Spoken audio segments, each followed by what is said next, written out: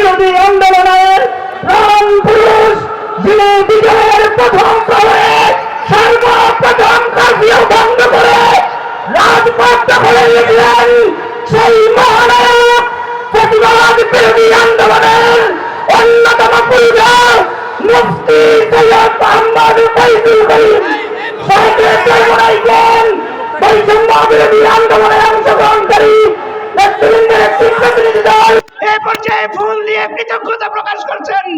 আমরা সকলে তাকবীর দিয়ে শুভেচ্ছা জানাই। নারায়ে তাকবীর।